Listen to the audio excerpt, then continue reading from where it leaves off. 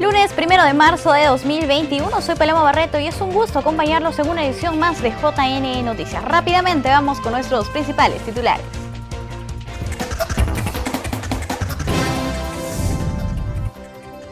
Jurado Nacional de Elecciones precisó sus competencias y la de los jurados electorales especiales en comicios.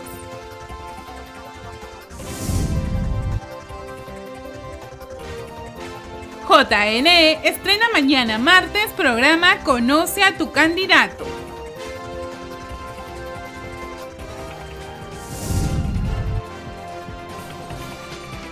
Presidentes de 31 jurados electorales especiales juramentaron ante el JNE.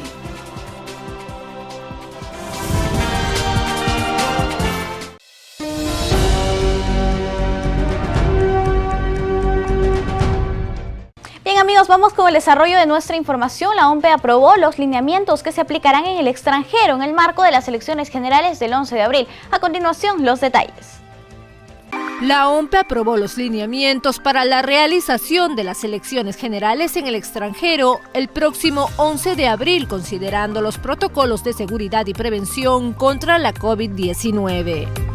En estas elecciones están habilitados para sufragar 997.033 peruanos en el extranjero, en 213 ciudades del mundo, en un total de 3.440 mesas de sufragio ubicadas a través de las oficinas consulares y del Ministerio de Relaciones Exteriores. Cada oficina consular debe implementar y verificar el cumplimiento de los protocolos dentro de los locales de votación.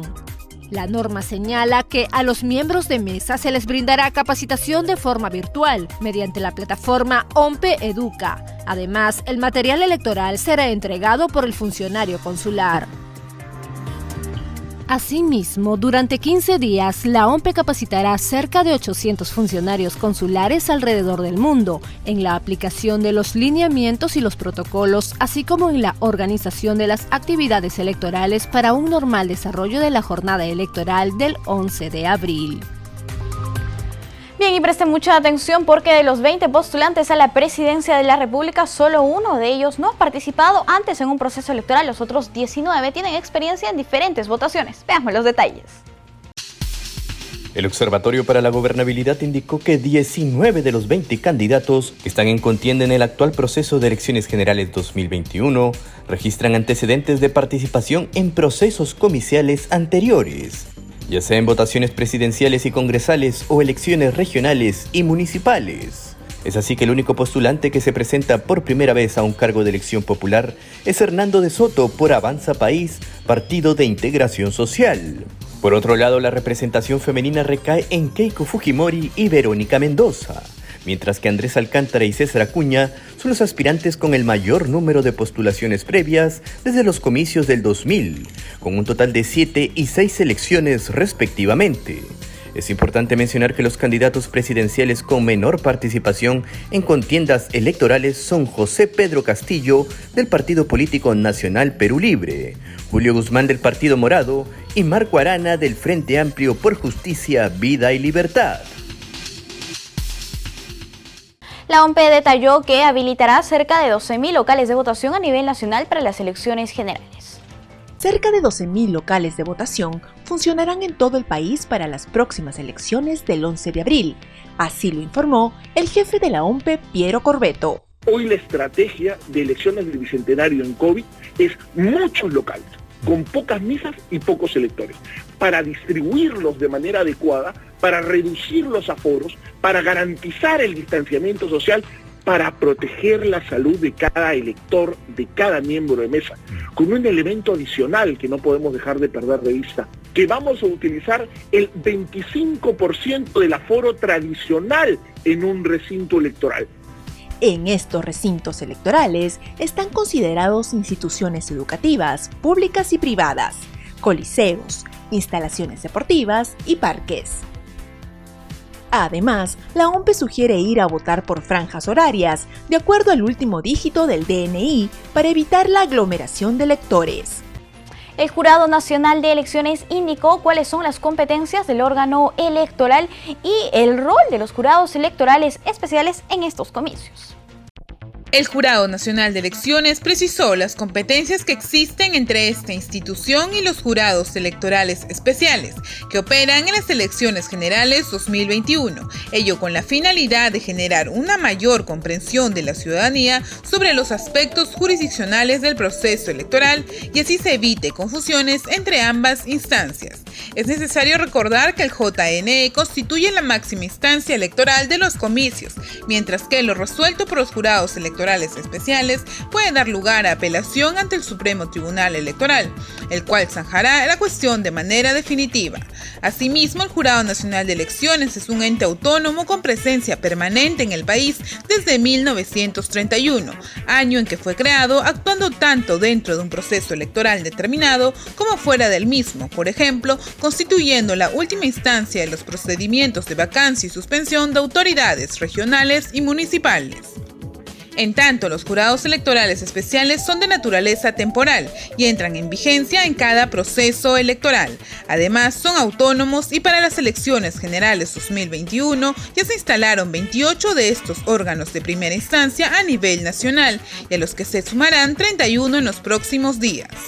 De esta manera, el JNE brinda a los ciudadanos la información necesaria para un mejor conocimiento sobre el mecanismo de impartición de justicia electoral en las elecciones generales 2021. Les contamos ahora que JNE-TV estrenará el programa Conoce a tu candidato este 2 de marzo para informar al electorado sobre las propuestas de los aspirantes al Parlamento. Veamos.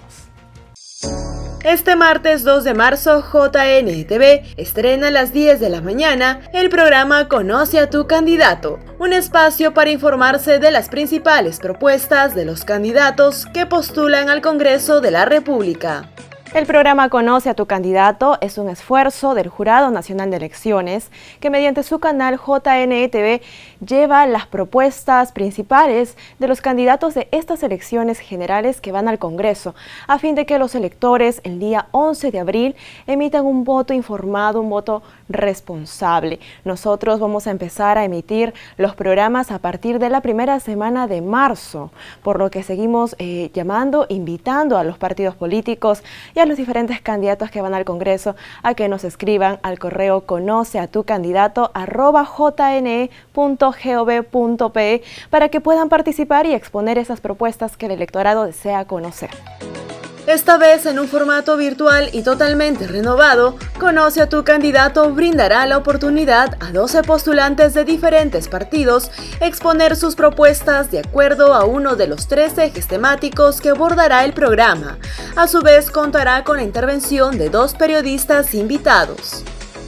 El objetivo es que el electorado emita un voto informado este 11 de abril, conociendo de cerca a sus candidatos y sus propuestas en temas como recuperación económica, salud, educación, desarrollo regional, corrupción y más. Ya lo sabe, este 2 de marzo se estrena Conoce a tu candidato por los canales 44 y 516 de Movistar, las redes del JNE y también será retransmitido por los más de 20 canales aliados regionales. Asimismo, el programa Tribuna Electoral se estrenará este miércoles 3 de marzo. El espacio contará con la participación de candidatos al Parlamento andino y al Legislativo. El canal institucional del Jurado Nacional de Elecciones continúa brindando espacios a los partidos políticos, por ello Tribuna Electoral llega nuevamente a las pantallas desde este miércoles 3 de marzo con un nuevo formato, para dar a conocer a los ciudadanos las propuestas de los aspirantes al Parlamento andino y al Legislativo. Los invitamos a estar atentos al estreno este miércoles 3 de marzo del programa Tribuna Electoral. Este espacio está concebido para darle a los candidatos del Parlamento andino como al Congreso de la República la mayor relevancia y que puedan dar a conocer sus propuestas a los ciudadanos para este 11 de abril puedan ellos acudir a las urnas a hacer un voto informado. Por ello los invitamos a los candidatos a que sigan formando parte de estos espacios electorales. Pueden escribir a conoceatucandidato@jne.gov.pe para más información y puedan también hacer llegar sus propuestas al JNE. De esta forma, ustedes electores serán los beneficiados ya que conocerán más y a través de las pantallas a los aspirantes en estas elecciones generales. Cabe destacar que en Tribuna Electoral los candidatos exponen sus propuestas en 2 minutos y responden a una pregunta de ciudadanos a nivel nacional. Los invitamos a estar atentos al estreno este miércoles 3 de marzo a las 10 de la mañana y podrán verlo a través de los canales 44 y 516 de Movistar, así como también en las redes del JNE, incentivando siempre un voto informado. Bien, y nos acercamos a la etapa final del proceso electoral 2021. En este contexto, hoy se instalaron 31 jurados electorales especiales con el objetivo de mejorar la carga procesal. Veamos.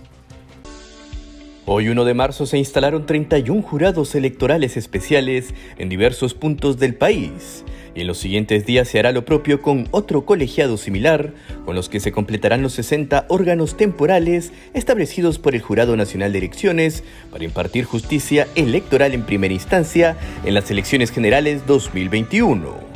La instalación de dichos órganos jurisdiccionales con miras al 11 de abril y a la etapa final del proceso electoral permitirá una mejor distribución de la carga procesal. Se trata de los jurados electorales especiales de Bagua, Santa, Huari, Andahuaylas, Arequipa 2, Castilla, Cangallo, Lucanas y Chota. Asimismo Canchis, Guamalíes, Leoncio Prado, Chanchamayo, Pacasmayo, Sánchez Carrión, Lambayeque, Cañete y Guarochirí. Se suman también los jurados de Lima Norte 1, Lima Norte 2, Lima Norte 3, Lima Oeste 2, Lima Oeste 3, así como el de Lima Sur 1, Lima Sur 2, Lima Este 1 y Lima Este 2. En tanto, hoy inician funciones los órganos temporales de Alto Amazonas, Piura 2, Sullana y San Román. Es importante mencionar que el de Jaén será instalado en los siguientes días. A partir de la instalación de este segundo grupo de jurados electorales especiales, los 60 que estarán operativos tendrán competencia para tramitar las causas sobre publicidad estatal, propaganda electoral, neutralidad en periodo electoral y encuestas comiciales que se generen en su respectiva circunscripción administrativa y de justicia electoral. Igualmente se encargarán de la resolución de actas comiciales observadas, apelaciones contra lo resuelto por las mesas de sufragio respecto de impugnaciones de votos y de identidad de los electores, así como de las solicitudes de nulidad parcial de las mesas de sufragio dentro de su ámbito territorial. Los 60 jurados electorales especiales también realizarán la proclamación descentralizada de los resultados de cómputo de las elecciones presidenciales, de congresistas y de representantes peruanos ante el Parlamento andino.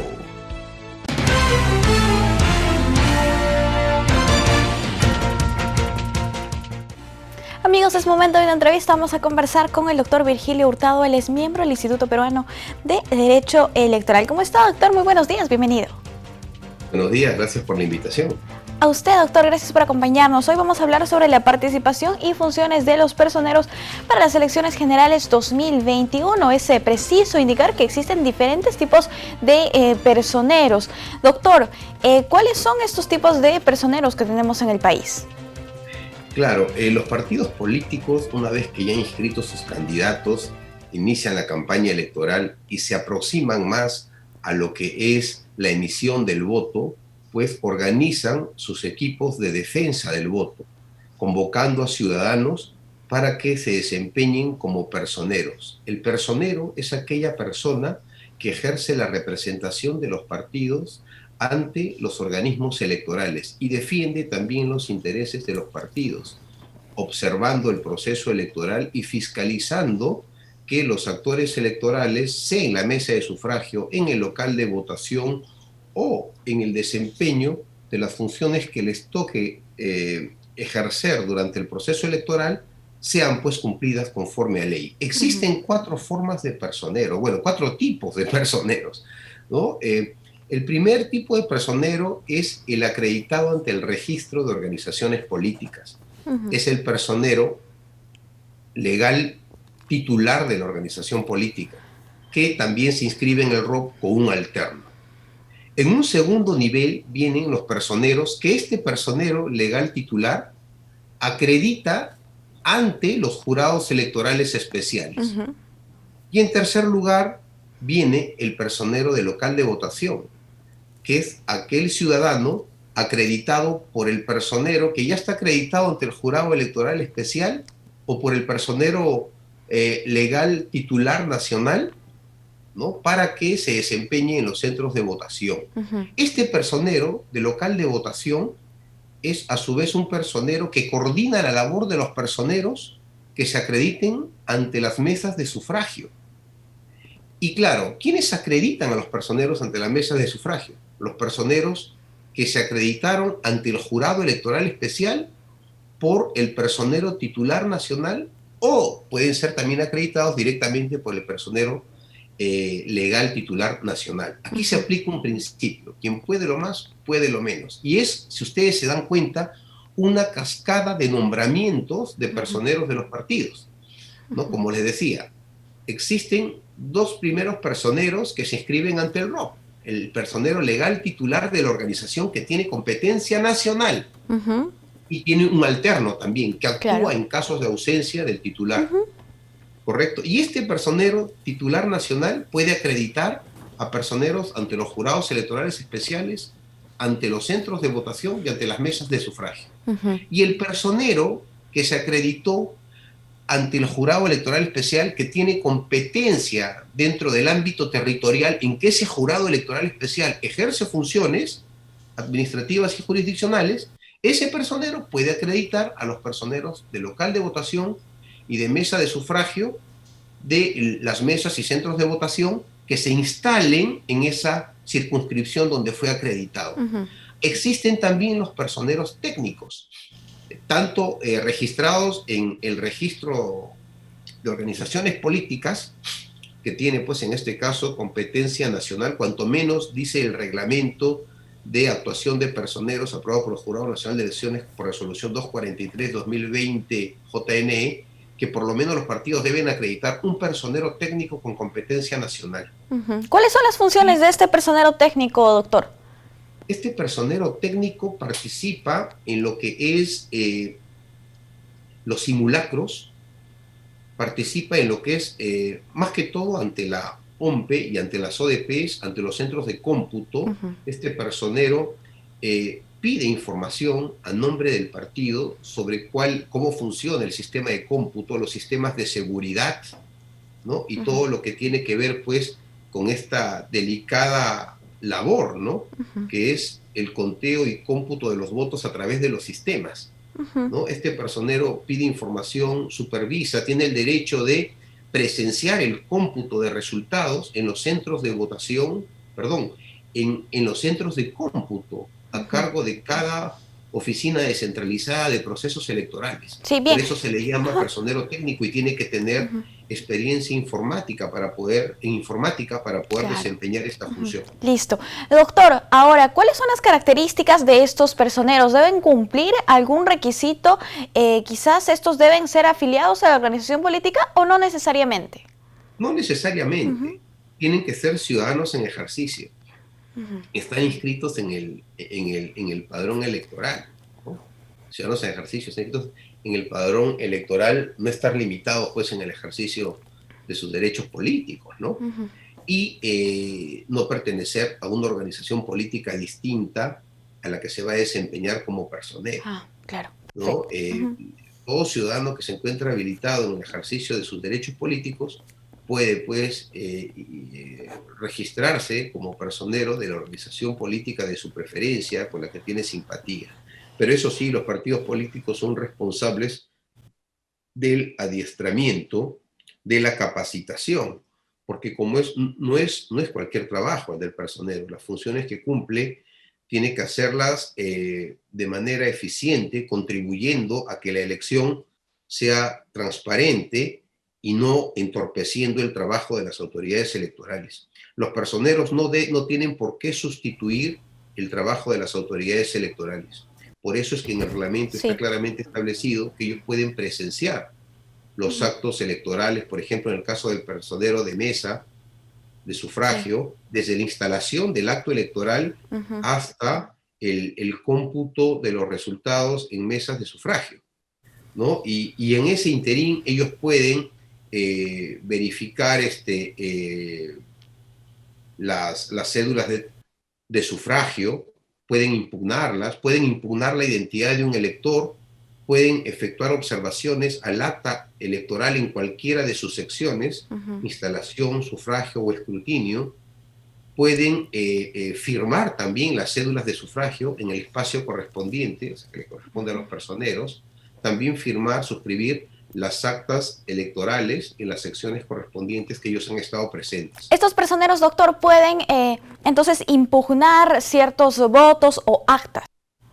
Por supuesto, es un derecho que está expresamente establecido. ¿Cómo es el procedimiento? En la ley, ellos pueden consignar en las actas, en el acta electoral que tiene 3 secciones, alguna observación sobre irregularidad o comportamiento de algunos actores electorales que no se sujeta a ley. Están en su derecho, porque es parte de lo que es la función del personero, que es fiscalizar, supervisar que quienes conducen la elección en mesa de sufragio actúen conforme a sus atribuciones legales. Se les exige, por ejemplo, a los miembros de mesa que cumplan con el principio de imparcialidad. Claro.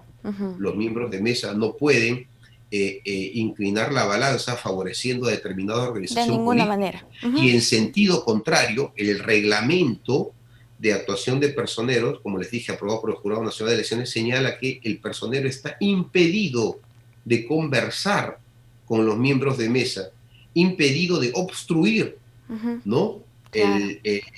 El íter de la jornada electoral, instalación, sufragio y cómputo.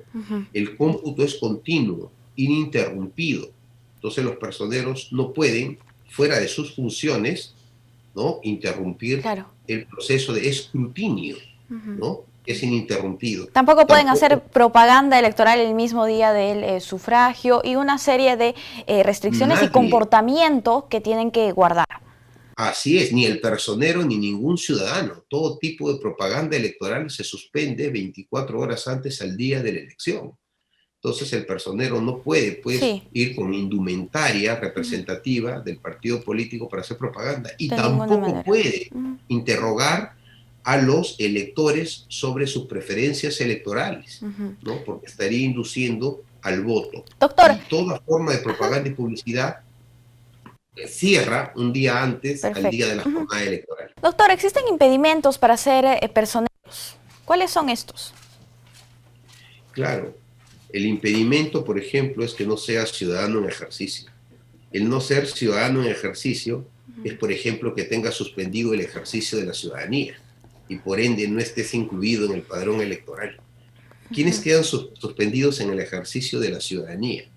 O sea, del ejercicio pleno de los derechos políticos.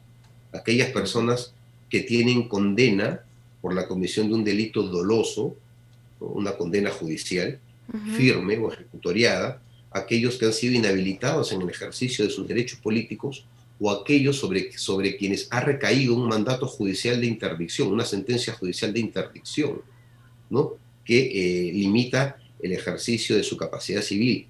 En consecuencia, ese tipo de personas, por lo general por la depuración que hace el Registro Nacional de Identificación y Estado Civil, y a veces también el Jurado Nacional de Elecciones cuando fiscaliza el padrón, pues están fuera del padrón electoral.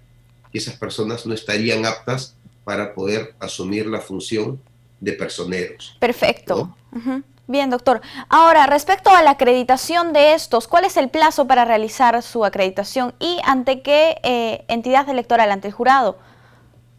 Bueno, los personeros, para empezar, los personeros que tienen competencia nacional ya están acreditados por la mera inscripción en el registro de organizaciones políticas, ¿correcto?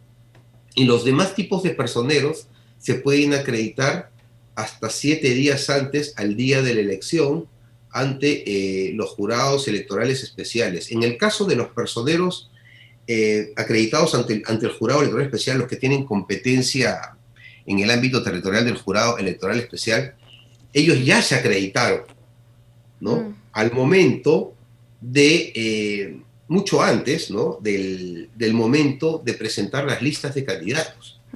Porque era una exigencia que el sistema pues, requería a las organizaciones políticas, la acreditación de sus personeros, ¿no?, con competencia ante los jurados electorales especiales. Bien. ¿Verdad? Pero los demás personeros, ante los centros de votación, los personeros acreditados ante las mesas de sufragio, pueden acreditarse hasta 7 días antes al día de la elección, ¿no? Al menos ante los jurados electorales especiales y ya directamente ante las mesas de sufragio, ya en fecha posterior, inclusive hasta el mismo día de la elección, porque el derecho de los partidos de defender el voto pues subyace en todo momento. Así y es por es. eso que el Jurado Nacional de Elecciones brinda ese tipo de facilidades. Listo. ¿No? Bien, doctor, muchísimas gracias por acompañarnos aquí en JN Noticias. Ha sido un gusto conversar con usted.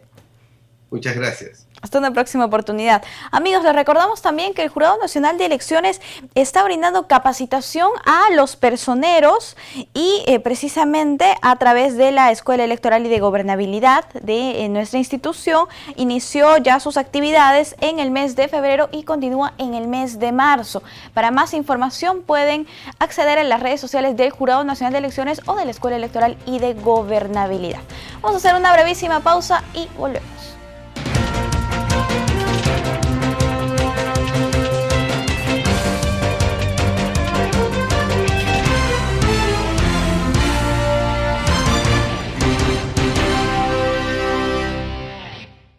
Y como parte de la campaña en redes sociales Tu Voto Tiene Poder, el Jurado Nacional de Elecciones estrenó cuenta en TikTok para informar a jóvenes sobre las elecciones generales 2021, espacio que posee videos dinámicos y divertidos que informan sobre los partidos y sus propuestas electorales.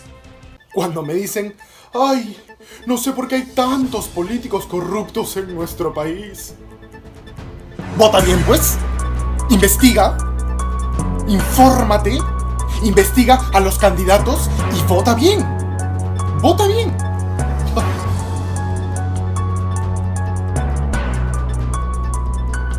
El Jurado Nacional de Elecciones abrió cuenta TikTok para informar a los jóvenes sobre las elecciones generales 2021 como parte de la campaña en redes sociales Tu Voto Tiene Poder, que impulsa el organismo electoral a fin de fortalecer la cultura electoral de este segmento poblacional y se encuentra en condiciones de sufragar de manera consciente. En dicha cuenta, mediante el uso de videos de corta duración, se pone en conocimiento de este importante público de manera dinámica y divertida sobre los perfiles de los partidos políticos participantes de estas elecciones, es decir, sobre cuáles son sus símbolos, quiénes son sus postulantes y cuáles son sus propuestas de campaña. Igualmente se pueden encontrar productos audiovisuales que contienen representaciones escénicas que alientan a los jóvenes a informarse sobre la elección. Los medios de comunicación destacaron la iniciativa del JNE en su afán de difundir información que llegue a los más jóvenes.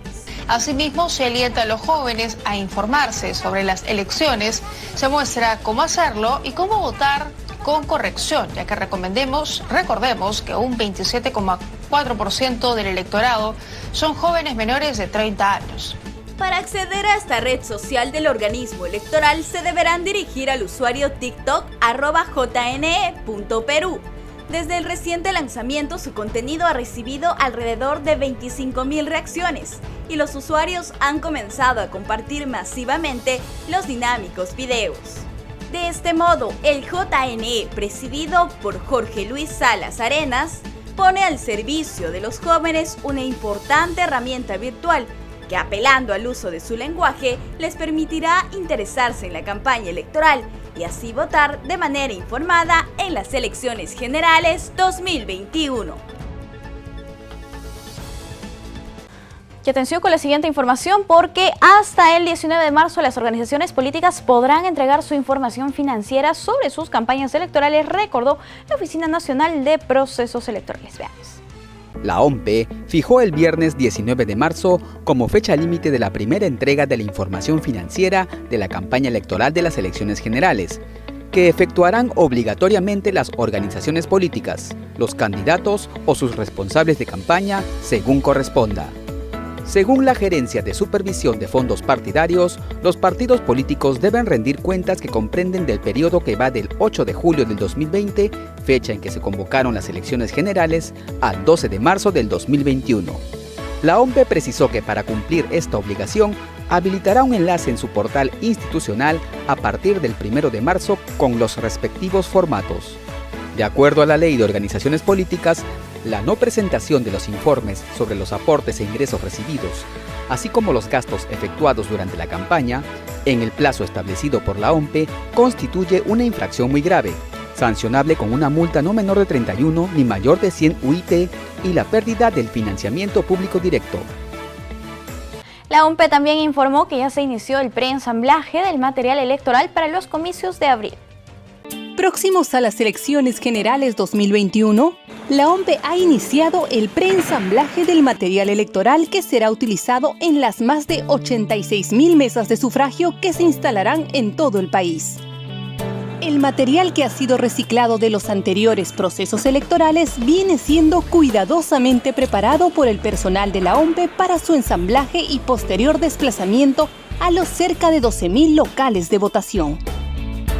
Entre los materiales reciclados tenemos ánforas, cabinas portátiles de votación, sobres plásticos, entre otros.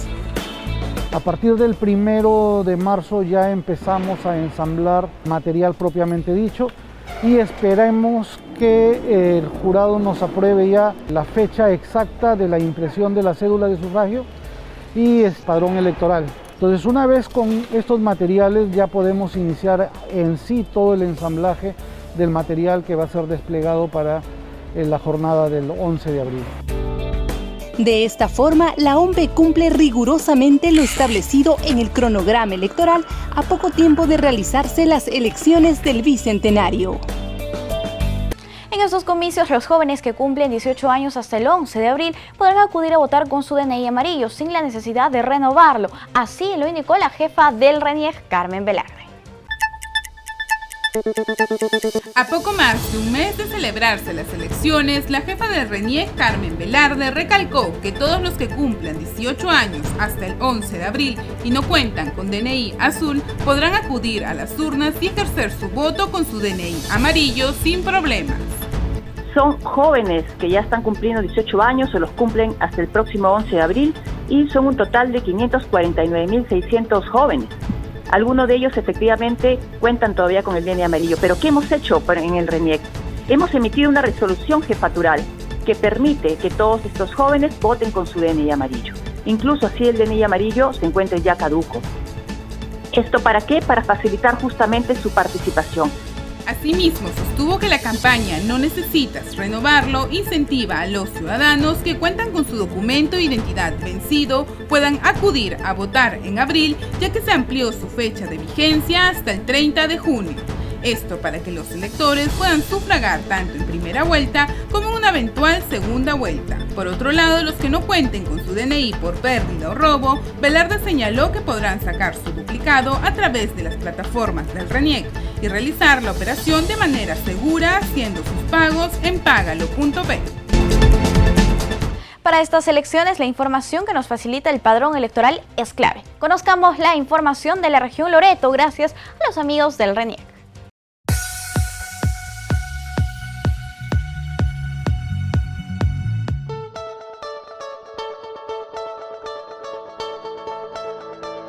¿Sabías que, según el padrón electoral elaborado por el RENIEC, en Loreto son 699.964 los peruanos habilitados para votar en las próximas elecciones generales 2021?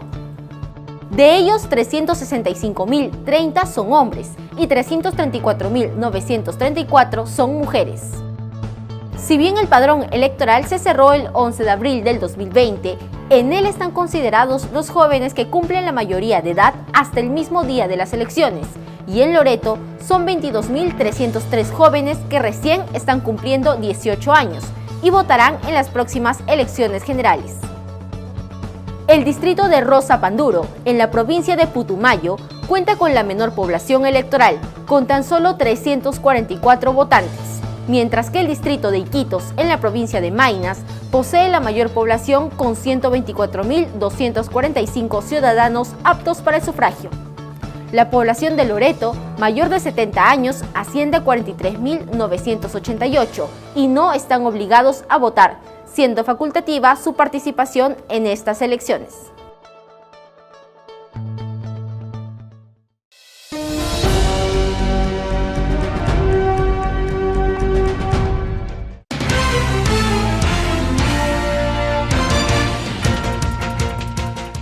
Bien, tenemos otra entrevista, vamos a conversar con Samuel Larrota, él es director ejecutivo de Proética y hoy hablaremos sobre la corrupción en el Perú a puertas del Bicentenario, impacto, percepción y precedentes. ¿Cómo está? Bienvenido a JN Noticias, muy buenos días. Muy buenos días, Paloma, un gusto estar con usted. Señor Samuel, a 2 meses de cumplir 200 años como república, ¿cómo se explica que el Perú haya vuelto a caer en esta crisis política y de corrupción? Bueno, es que el gran problema es que nunca hemos salido. El conocido libro del historiador Alfonso Quirós es muy claro en señalar cómo nuestra historia republicana está poblada por ciclos de alta o muy alta corrupción. En todos los momentos hemos tenido escándalos y problemas vinculados al abuso de poder y al saqueo de las arcas públicas, ¿no?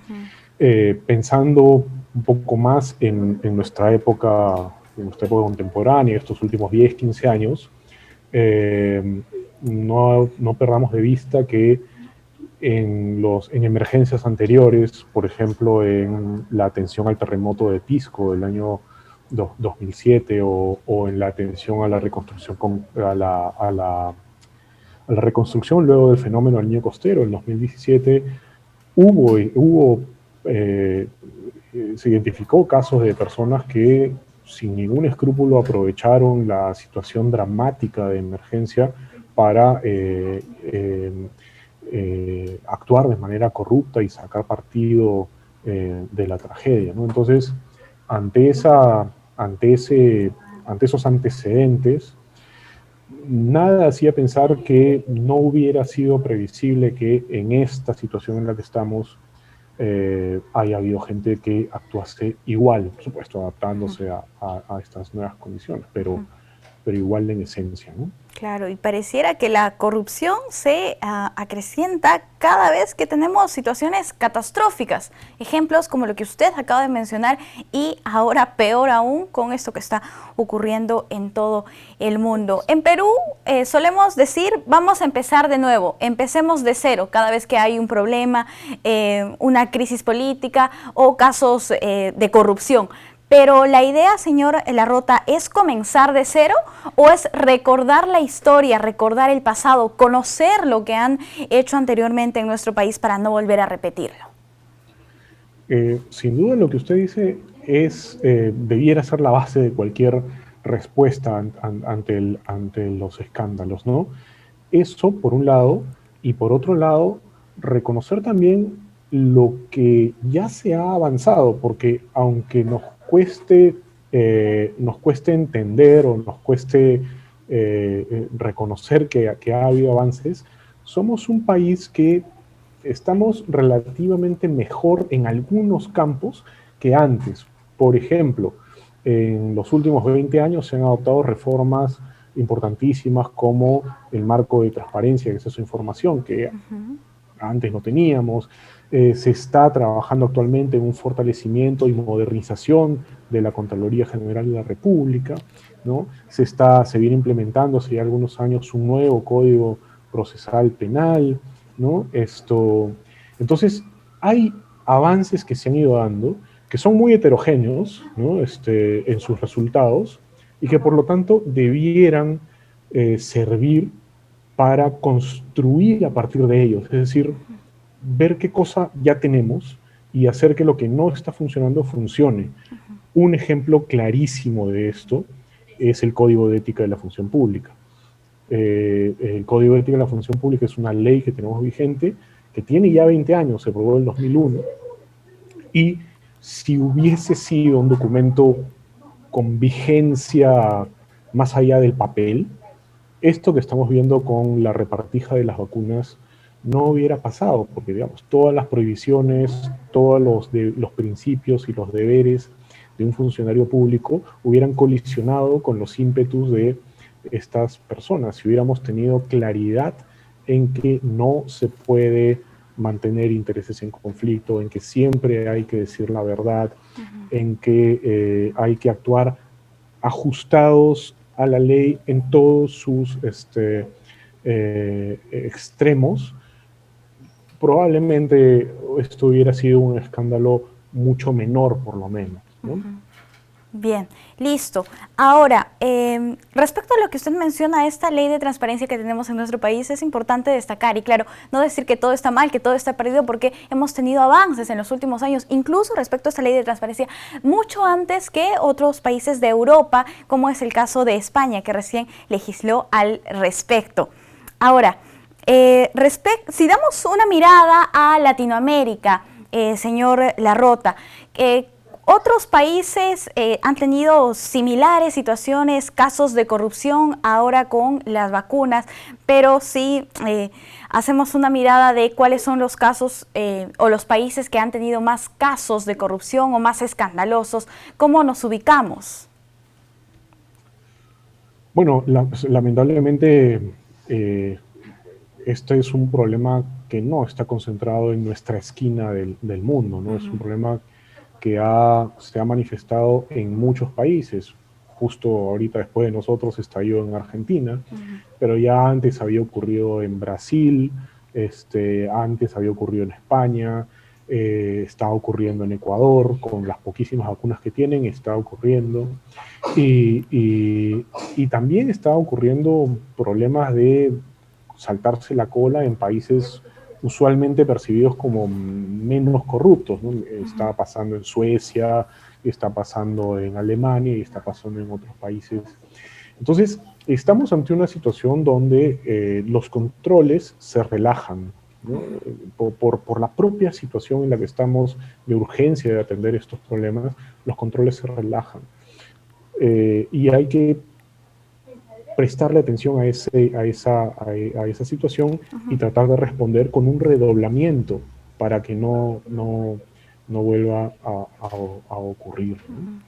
Bien, usted mencionaba en alguna ocasión que existe en el país cierta tolerancia a la corrupción. Entonces, ¿estaríamos hablando de un tema estructural? Sin duda. Nosotros en Proética medimos a través de una encuesta nacional desde hace ya varios años distintas actitudes, percepciones, opiniones de los peruanos y las peruanas ante la corrupción.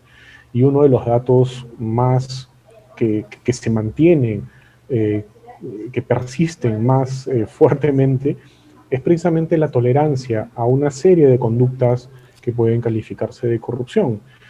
Hay algunas variables que van cambiando. Por ejemplo, si comparamos los datos de la última encuesta de 2019 con el 2002, que fue la primera, vemos un incremento de la indignación de la gente ante la gran corrupción. Pero si vemos el promedio de la tolerancia, no varía, ¿no? Es como una línea recta, sin una tendencia a subir o a bajar. Esto quiere decir o sugiere que estamos ante una variable que no se ve afectada por problemas coyunturales, por cambios en la coyuntura, y por lo tanto podría ser una variable que más bien responde a condiciones estructurales de nuestro país. Es decir, que van más allá, ¿no? de cómo varíe el contexto y cómo varíen los escándalos. Entonces, esto es algo que tiene que reconocerse y que tiene que enfrentarse para poder reducir esta cantidad tan grande de peruanos y peruanas, que son como 2/3, que se muestran ambiguos ante las conductas de corrupción. Y al mostrarse ambiguos, en realidad se están mostrando tolerantes, ¿no? Es decir, que están dispuestos a aceptar conductas de esta naturaleza, ¿no? Y no solamente aceptarlas, sino muchas veces también nosotros como ciudadanos en menor escala, en menor dimensión, también caemos en la corrupción. Y es muy clásico que nos indignemos a través de las redes sociales o viendo la televisión, pero sin embargo nosotros como ciudadanos seguimos con este tipo de actitudes, por ejemplo, pagando una coima o otra serie de actitudes que se tienen. Entonces es importante desterrar también este tipo de situaciones, y más ahora que estamos en un momento de crisis y que puede ser un punto de partida para cambiar la situación. Sin duda, la tolerancia a conductas como dar una propina para que se le agilice un trámite es bastante amplia, ¿no? Estamos hablando del 66% de gente que considera que no está mal, ¿no? Y si considera que está mal, que pues es normal y que está explicable y que así es la vida y hay que hacerlo, ¿no? Entonces, esto tiene pues si esto lo comparamos con las explicaciones que han dado los funcionarios que se han estado vacunando de forma irregular, ¿no? Hay un cierto correlato, ¿no?, entre lo que el peruano, el sentido común de los peruanos se expresa en las encuestas con los testimonios o las justificaciones que esgrimen altas autoridades, ¿no? Como que, bueno, yo no puedo darme el lujo de enfermarme, ¿no? O así es la vida, ¿no? Como dijo el investigador del estudio experimental. Claro. Entonces, hay un correlato así ahí entre... Sí. Ideas que tienen que ser totalmente desterradas de la cabeza de los peruanos si es que queremos cambiar la historia. Bien, señor Larrota, muchísimas gracias por acompañarnos aquí en JN Noticias. Ha sido un gusto conversar con usted. Muchas gracias. Hasta una próxima oportunidad. Amigos, vamos a hacer una pausa y volvemos. No se muevan.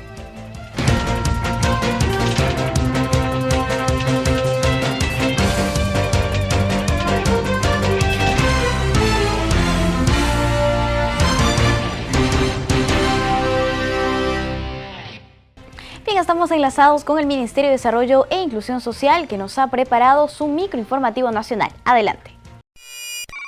En este instante presentamos el informativo Midis. ¿Cómo están? Hoy es lunes 1 de marzo del 2021. Estas son las principales noticias. La ministra Silvana Vargas supervisó la entrega por parte del programa Jaliwarma de más de 94 toneladas de alimentos a la municipalidad de Villa María del Triunfo. Estos productos beneficiarán a 9.597 personas vulnerables del distrito. La ministra, acompañada del alcalde del distrito Eloy Chávez y del director ejecutivo del programa Jaliwarma Freddy Hinojosa, visitaron el asentamiento humano Ciudad de Gosen. Hemos empezado en Villa María del Triunfo, en Tablada del Lurín, hemos iniciado la supervisión de la entrega de 94 toneladas de alimentos que serán distribuidas por el alcalde.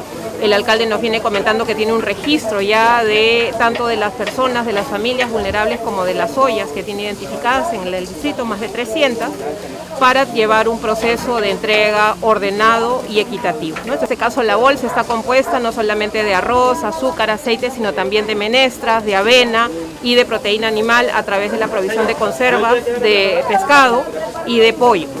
En Cajamarca, en coordinación con el gobierno regional y los gobiernos locales, el MIDIS está cumpliendo con la Agenda Territorial de Protección Social, orientada a priorizar el desarrollo infantil temprano y la generación de oportunidades productivas. La ministra Silvana Vargas recorrió diversos centros poblados para verificar los resultados de las intervenciones de los programas sociales en favor de los hogares más vulnerables. Visitando un almacén de los alimentos que Jaliwarma empieza a distribuir en unas semanas. Luego pasamos a una experiencia muy interesante en Baños del Inca para ver cómo está operando la dinámica de Juntos en la provisión del servicio de salud, y luego también viendo la dinámica de alfabetización financiera para las madres. Y luego nos hemos desplazado a Palín a visitar una serie de experiencias de Jacuwiñay. Estamos cerrando esta tarde en este centro de cuidado diurno. En San Martín, el programa Juntos ha realizado su proceso de acompañamiento familiar a través de visitas a domicilio y llamadas telefónicas a más de 3.000 hogares usuarios. Así, 37 gestores locales han brindado consejería sobre la importancia de los controles de crecimiento y desarrollo, vacunas, lactancia materna y de la suplementación de hierro y ácido fólico para las gestantes. Muchas gracias por acompañarnos en esta edición. Nos reencontramos mañana a la misma hora. Hasta aquí el informativo Midis, una producción de la Oficina General de Comunicación Estratégica del Ministerio de Desarrollo e Inclusión Social. Ahora es momento de conocer las principales acciones de control que está realizando la Contraloría General de la República en el país a través de su microinformativo. Veamos.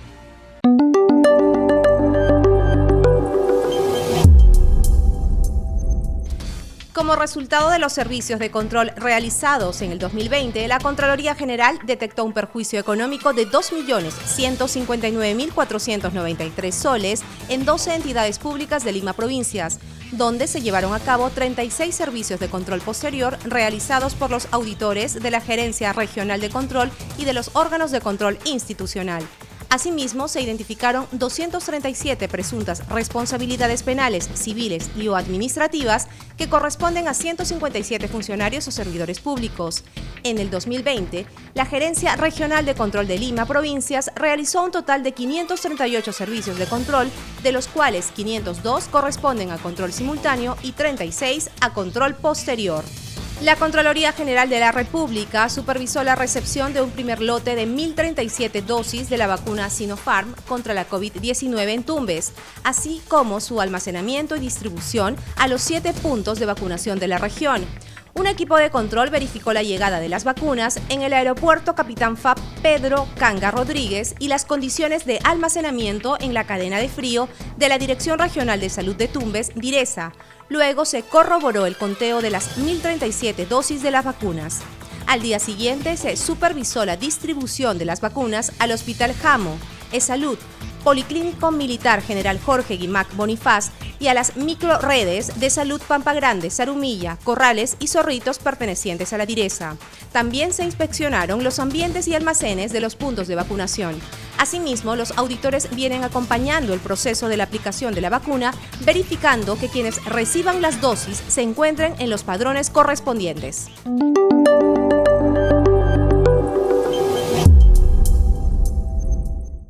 Veamos ahora las 5 noticias oficiales más importantes del día gracias a la agencia de noticias Andina.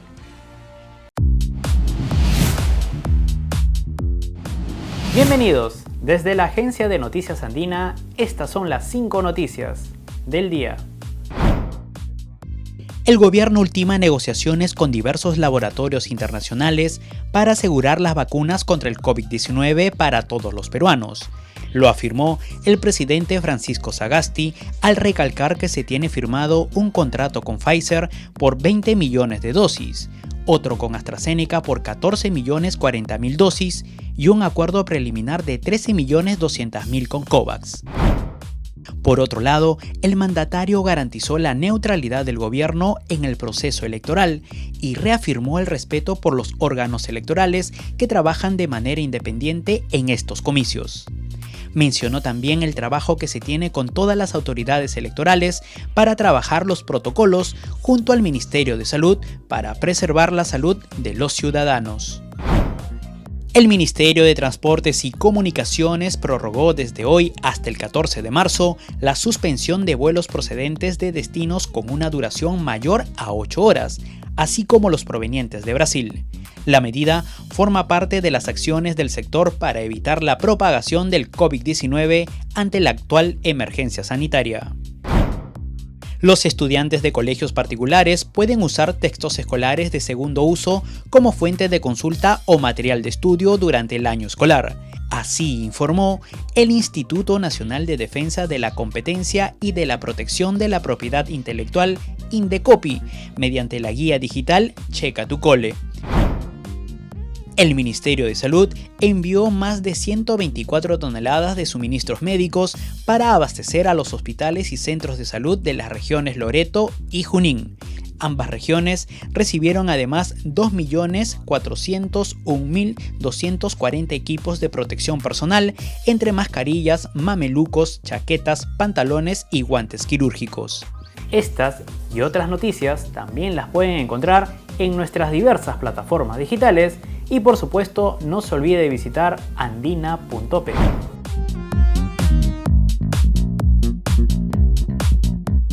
Momento de nuestro bloque internacional.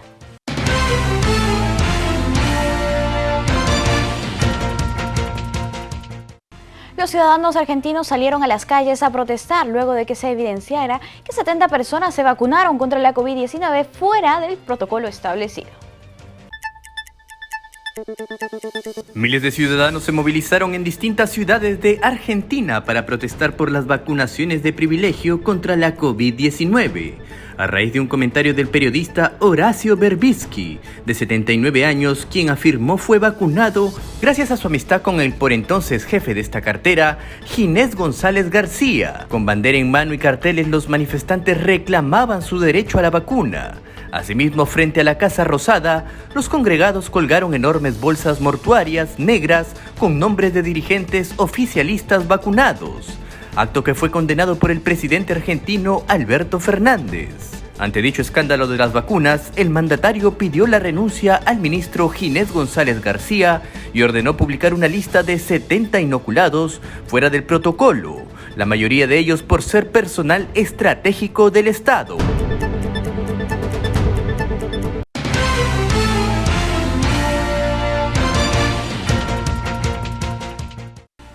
Amigos, llegamos al final del programa. Recuerden que estamos en los canales 44 y 516 de Movistar, así como en las redes sociales del Jurado Nacional de Elecciones y en las plataformas de nuestros canales aliados.